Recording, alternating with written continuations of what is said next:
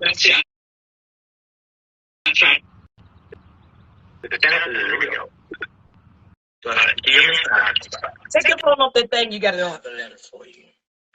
I'm about to walk to the park. Come back in. Come back before we're going to have an echo. Police, I hurt you. And you threw me in the court. I tried. The setup is real.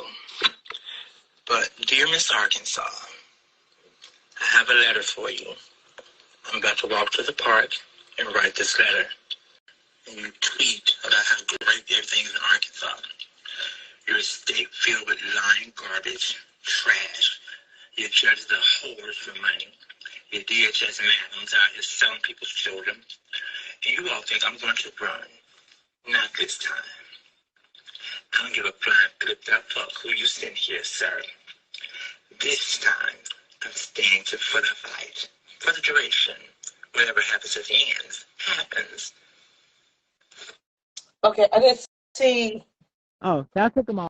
I sent all like I sent the video between him and the DHS worker that was talking to him like he was trash. After he told her that I didn't do this stuff, she's just like berating him. I'm busy. I'm doing something. Did I tell you I have things to do? So that's the whole thing. You'll see in the videos. Yeah. Okay. Well, I hope I gave you the opportunity to get your story out there. I appreciate it. The thing is, like I said, it was just about not being treated fairly. That was the thing that just like really blew my mind. When a prosecutor tells you, I don't care if you did it or not, I'm still in charge of you. Bro, somebody burned my house down. And the child called one of the children in the neighborhood said he saw a police officer on the side. You told me you talked to your nephew recently and you asked them, what did you talk to your nephew about? I asked him to make a video stating which prosecuting attorney told him that they were going to charge me anyway. Because if he tells the truth on video, he can't change his mind again. He got mad and said, if I don't have anything to do with him, why would he help me? You put me in this situation. You messed my life up. You don't even understand that. The depression, some people had me on 7 different types of antipsychotics. Thinking I was nuts. I told my sister was murdered. My grandmother was murdered. It's called depression. I was just sad. Why couldn't you just let me cry? This boy put me in a world of trouble. The state of Arkansas labeled me so much stuff that was not me. I didn't know what to do behind that. Then I'm taking this medication and wrote up my team. My mind was off the chart. It was really off the chart. But then when I asked God to restore me, everything came back. I know every name of every person, and I don't even remember about 8 most of the time, of every person that did what they did to me. And I don't want other people to go through this. When I saw the lady in Texas, they took her baby just because she had a home birth. That's the type of thing I mean. DHS is out here reckless, taking people's children without provocation, and they're not giving people a fair chance in court. And then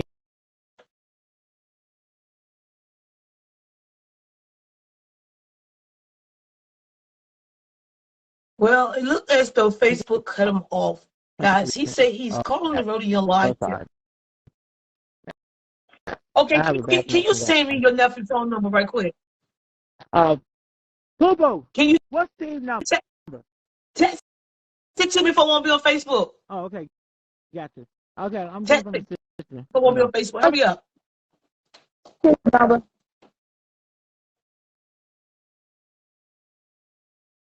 Bobo, what's Steve's number? Huh? I can't hear you. Go get it if I won't be on Facebook. Okay, hold on. Okay. What in the heck? What in the world? 501. What's his number? Linda.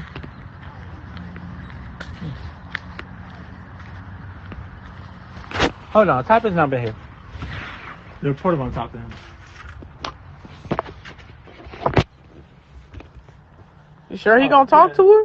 I don't know, but it's on live, so his face might be on there. No, why you do that? Type it to Rhoda. No, it's not. I'm just going to okay. It's true. Yeah. Damn.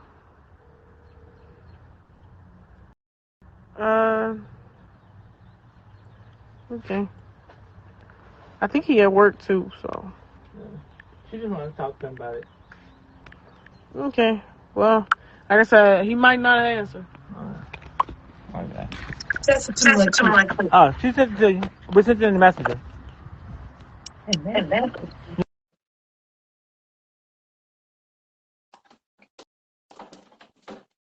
She sent the. okay.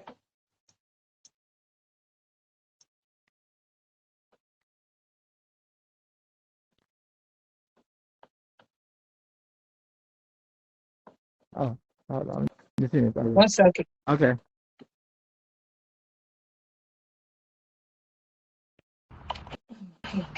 Steven. Steven.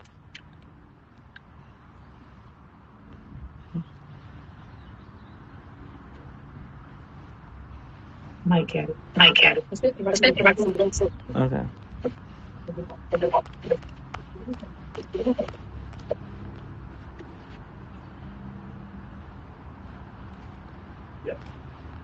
Thank you.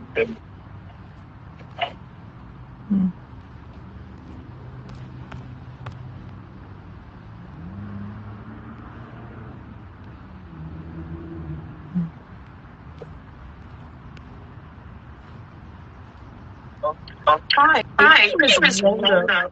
And I'm calling to check about that text line. Your uncle's alleged that you destroyed his life.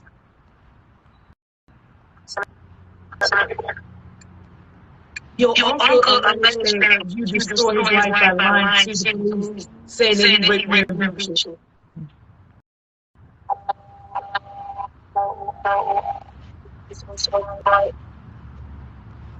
I mean, I can't. What you say?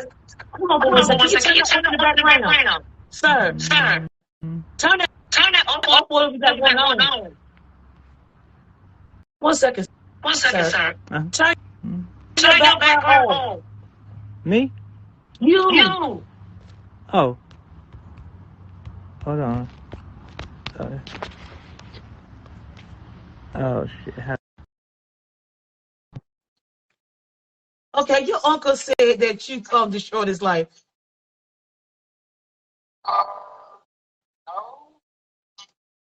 Is it true what he's alleging, that he said that you stole credit cards and then he disciplined you and you went to court and lied? He told me that I got fired from my job because I stole 12 credit cards and they fired me. That was never true, and never went to court about it. It was an incident that happened with this lady card, but I never stole it from her. I was talking to, I guess, her grandson, and he offered me the card. Me, at the age of, I think, 17, I was thinking that it was his. He was telling me that it was his. He ended up sending me the information to that card, and I was using that card, and I guess I used all the money on it, and he, after all the money was gone, he told me that, oh, it was my grandmother's card. And I think he ended up going to jail for, not me, because I didn't steal it. He gave it to me. So, yeah, that's like the only thing I have to do with a card. Okay, because he said that being that you made those allegations, that the police, he disciplined you, you called the police on him and told the police that he hit you in the chest with a moving dolly. Is that true?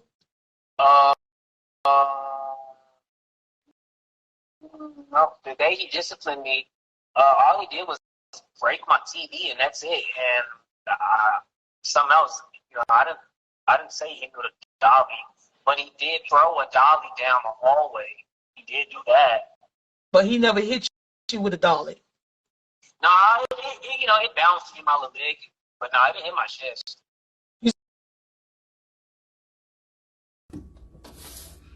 Good afternoon, social media. Good afternoon, and welcome to the Really Young Live Show.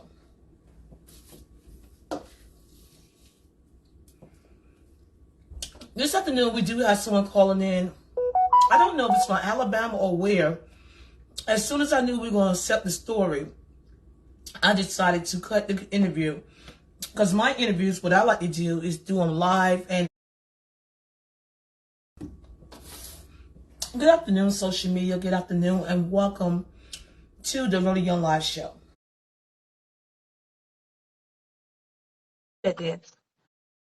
It's I'm passed away, I think, like in the same month or in the span of 3 months, 3 people. And I think he just, got, mentally he just wasn't there. And, I was, a teenager. He just slowed. It's like he didn't really, it's like he wasn't being an adult anymore. We have to do things on our own. Like he'll bring things, like he'll, bring food and stuff, or, buy us clothes, but it's not something, we wanted and stuff. It's just like he wasn't being a parent. He'll give you things, but you have to do it on your own. Like if we missed the bus, he won't take us to school, or he won't go buy us, take us to haircuts. What adults do for their children. Do you think, as a male, and a gay male, but a male, and his grandmother died, his sister died, then your mother died, and then he got stuck with so many kids, do you think he was going through a lot? Can you imagine being dumped with 3, 4 kids in your life? Do you think that he was going through a lot and trying to help you out as well? I mean, at the time when, all that happened, he was just really taking care of, me and my little brother. My sister was already gone, so just me and my little brother. With being dumped with 2 kids that he didn't make himself because the death of someone else, and he tried to step up and be the mother and the father. Do you think that, and then he lost his sister, he lost his grandmother, and then he's fighting the courts? Do you think he was going through a lot? It was a lot on him. Yeah, it must have been. I want to say this to you because you didn't have to speak to me, and you didn't have to talk to me as professionally as you are. I think your uncle is broken. I think he's dealing with a lot of pain in the inside, deep down in the inside. I think your uncle feel as though he felt his sister because he lost her children. I think your uncle tried the best that he knew how to help y'all and raise y'all. And a freak accident that you did caused a lot of riffraff to go on. I think that you and your sisters and brothers and siblings became successful without your uncle, but he would have loved for y'all to have became successful with him. I think the childish, immature decision at 17 years old that you didn't know you played a big role in your uncle's future. I think that y'all need to come together and thank your uncle for all that he tried to do for y'all. And I also think that y'all need to take accountability and responsibility that y'all was part, or you was part of the process of his life being ruined. From that day forward that you decided as a child, yet you knew no better, and you decided to use someone's credit card, your uncle's life has been affected. Not yours at all. You went on with your life, you had kids, and you got married, and everything seemed so beautiful. But if you look behind you, your trash and your baggage was dumped in the lap of your uncle. He is the one here to suffer the crime and the decision you decided to make on that day when you were 17 years old. He was the one that was dragged in and out of court. He was the one that was fighting for y'all. He was the one who criminal record has been destroyed. He's the one that everybody been blaming and pointing the finger at. He's the one that people are now calling crazy because he won't right the wrong that was done to him. Yet you didn't even know. They try to say he raped you. They try to say he abused you, and here you are telling me none of those things happened. Can you imagine going to jail, never been in jail before, charged with a crime that you didn't commit, and no one believes you? But yet no one is there to support you and help you clear your name. I think it will mean a lot to your uncle. I mean, deep down the inside. I think it'll mean a lot to your uncle if you open the door up. If you say, Uncle, I'm sorry for what happened. I'm sorry about the day I decided to use someone else's credit card. I'm sorry that the police department ruined your life. I'm sorry that my actions that I did affected you so hard. I think you might want to call him sometimes and speak life into him abundantly. Give him praises and give him his flowers while he's still here. Because I tell you what, there's not a lot of uncles in this world that will have stood up to the plate like your uncle have done. But yet his life has been destroyed for trying to do the best that he know how to raise his sister kids after she was murdered. Not only was his sister's life taken and snatched away, also her kids. And his life was destroyed throughout the process. I think it's healing time for this family. And the person that's really deeply in need and is in a dark place in their life is your uncle. I think it's time to turn that thing around. I think it's time to stop pointing and blaming him and thank him. I think he deserves his flowers. You can mend his broken heart by being a nephew, by listening to his pain, listening to his cry. Oh, how tired you'll get listening to it. But yet, you know, when you listen to it, you're helping him heal from the inside out. I'm Auntie Rhoda, and I'm all the way from Norfolk, Virginia. And we just want to see how can we heal him, fix him, because you have proven to us that he was done wrong. And now we understand why he's so hurt. We understand why he's so bitter. He ain't crazy. Don't nobody believe his story. It took him to contact me all the way in Norfolk, Virginia to get his story out there and for you to speak the truth. Now we get it. Injustice to one is injustice to all. Your uncle is on the phone right now listening and he's crying. What would you like to say to him right now?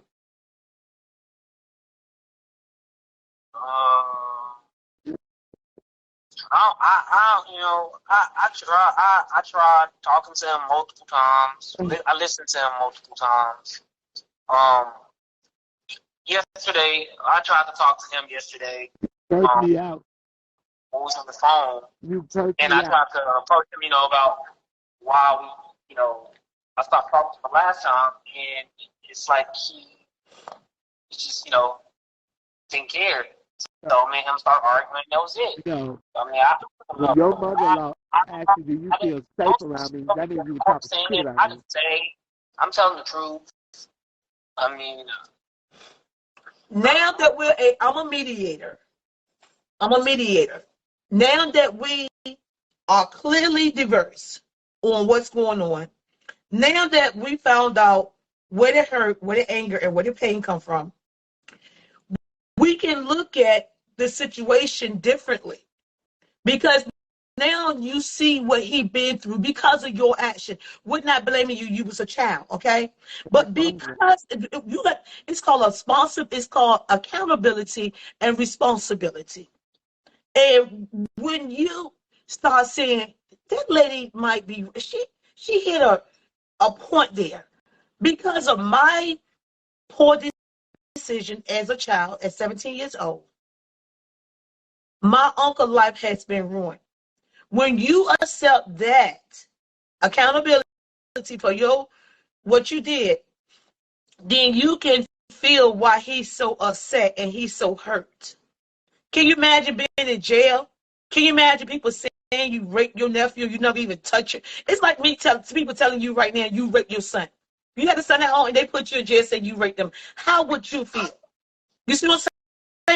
We got to look at the whole picture. If somebody calls social services, child protective services on you right now and say you were sucking your son's penis and they put you in jail and they drag you all through court, how would you feel?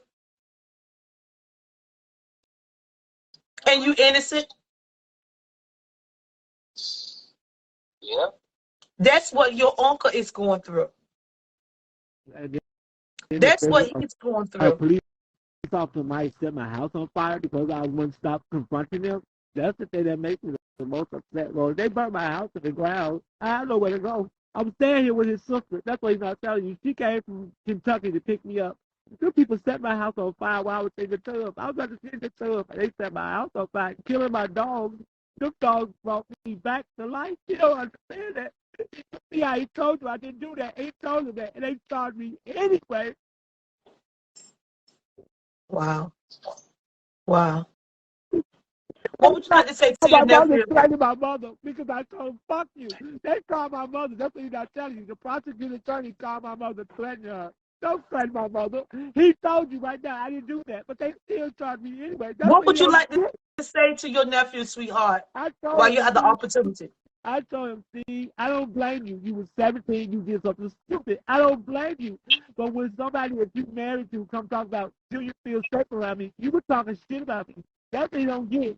You told him some people something negative about me. That lady didn't know he was on speakerphone. Do you feel safe around him? Is Ayana safe around him? How dare you?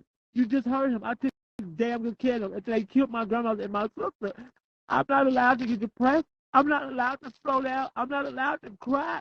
I didn't have a chance to stop and process my grandma being murdered. My grandma was murdered, and somebody poisoned their mama. They don't understand that. They poisoned her over $20 worth of drugs. And my nephew told me that when they killed his mama, I broke. I broke. I know I broke. I broke. What was that? Your uncle is broken. What would you like to say to your uncle right now? Because y'all got the opportunity. Y'all speaking to each other. Y'all not arguing with each other.